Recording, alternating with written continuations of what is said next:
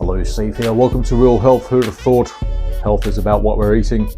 Join me on my quest to disseminate my go-to health regimen, the Health 44, my clumsy branding of eliminating 4 classes of food, introducing 4 classes of micronutrients. Bingo, bongo, health sorted.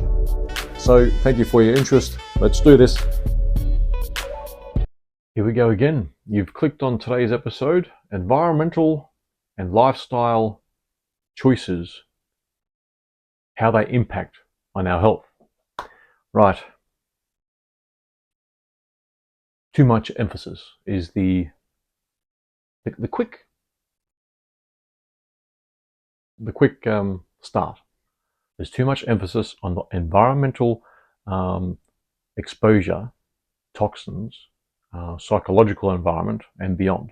So let's lump environment as mental and physical. Yeah. Lifestyle choices: eat less, move more. No. Those sort of concepts I've covered many a time in this podcast series, but we are overrating environment and lifestyle too much. The World Health Organization, NIH, or whatever your country medical spokesperson will say, lifestyle and environment leads to 80% of ill health. Wrong. So wrong that you probably need to flip it, plus make that flipping of the 20% even lower. I know I only have very few regulars, and I need to deliver this as a one-off, as a first-time thing. The 2.2 regulars that I have will understand that it's not all those other things that we blame, like the seed oils and these fats and this cholesterol and this sugar and too much fat. It's the micronutrients. We're not getting enough micronutrients these days, especially the minerals that make the vitamins, amino acids, and essential fatty acids work. Right? So I was just thinking, I did an episode just before and I didn't do the whole Health 44. Anyway, in the environmental part, some would like to suggest that genetics falls into that, but many will say the missing 20% is genetics related. That's also not part of the picture. Not part of the picture. The only thing that we relate, that we can suggest is genetic, which is code for runs in the family, is our ability to absorb the particular micronutrients that, which in the absence of, forms those chronic illnesses and early death. So that's where that's at. Correlation doesn't mean causation, and the causation here is lack of micronutrients. Even if you do supplement, which we need to these days because our food supply chain is stuffed, we need to cut the 90+% of the supermarket to then digest, absorb, and get daily dependable supply of micronutrients for the rest of our life if we're to get into our octogenarian years and beyond. So what we need to do, what I prescribe, is the Health 44, because it's not environment, lifestyle, it's micronutrients. And here's what we need to do to enable the absorption of the micronutrients. We do need to do the Health 44. Health happens when you, the first for the 44, you take away that 90% plus of the supermarket, the glutens, oils, sugars, nitrates, nitrites, and which there are nuances in there. No wheat, barley, rye, oats, no fried food, burnt animal fat, or oils in a bottle. Yes, even olive oil. You can have olive oil, crush it there and then, and quickly consume it because it oxidizes. All oils in a bottle, no. sugars, your normal sugar, and even limiting fructose through your fruit. Yes. And nitrites, you're pretty much your processed meats out. Even the bacon eaters, the carnivores that eat bacon, out, because bacon has a tendency to be overdone as well, and it's fried. That's it. Get rid of your processed meats, those carnivore people. That's pretty much the first four, the 44, out. You take them away. Then you bring in the next four, the second four, the 44, to then be healthy. Those four classes of micronutrients. There are 90 declared essential micronutrients, 60 minerals, 16 vitamins, 12 amino acids, 2 essential fatty acids. Health happens in a short time. I'm not talking about, well, for me it was days. It started to happen in days, but depending on your age, invest at least 3 months into this and you won't know yourself. I certainly was shocked.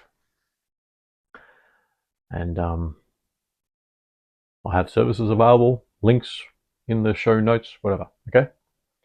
Right, so we even tried half a century ago to research why are, especially our captive animals, why are our captive animals dying so much sooner? And straight away there was a premise. There was a premise that it's going to be pollution. That's the one, pollution. And over 10 years of doing autopsies, pretty much done by one heroic guy, manic guy, the originator of what I do, Dr. Joel Wallach of longevity fame, discovered that all these, the reasons why we have birth defects, animals dying a fraction of their former life expectancy in the wild and whatnot, was not pollution, it was micronutrient deficiencies.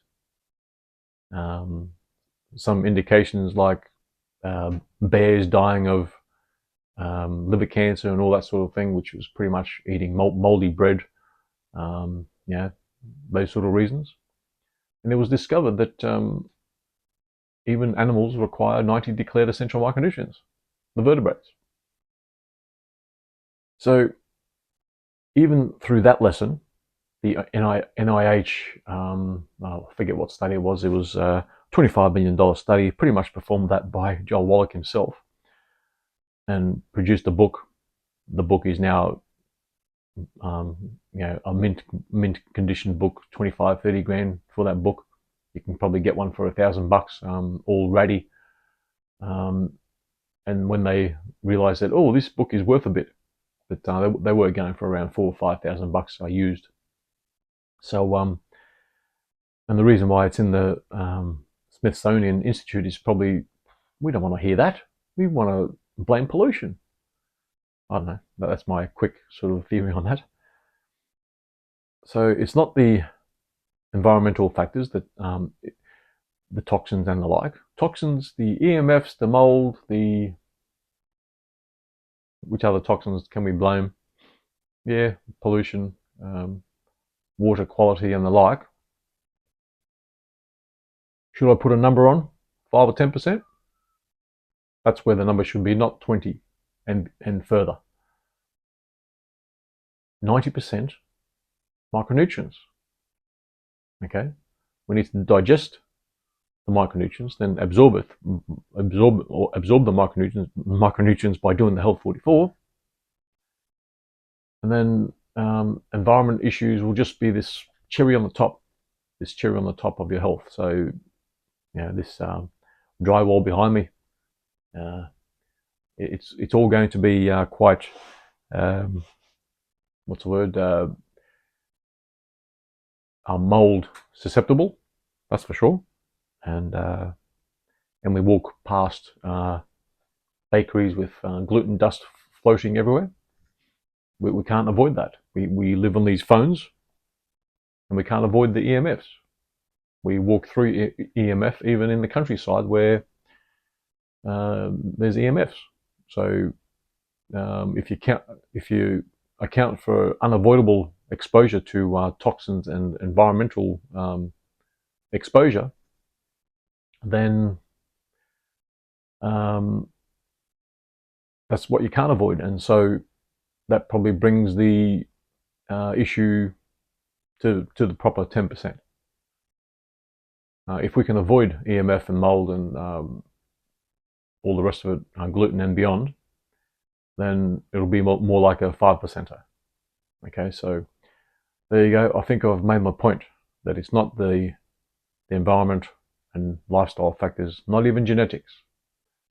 All that work we're doing with genetic research, genetic therapies,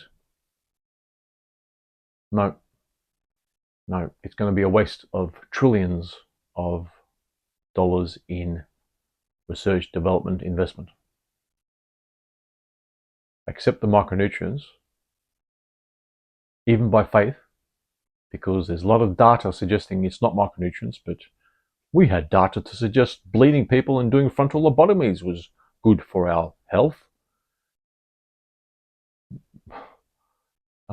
It's ridiculous. It's in the micronutrients. That's where the problem lies. Digest, absorb, dependable daily supply of micronutrients, and we will find that we'll be living longer and also living longer in our healthful lifespan, our health span, our health span, our health longevity is 63 apparently. Our longevity is, let's just say, 80 around the globe. It's just under 77 in the US now. 63 is the debilitation age or health span.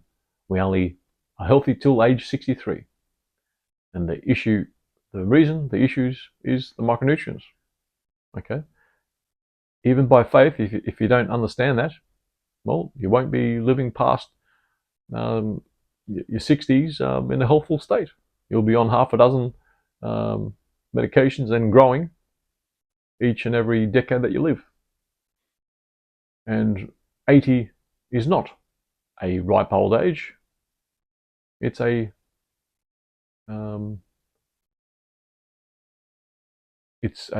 low ball. We should be getting into our supercentenarian years, 110, 120 plus, if we understand the micronutrients complex.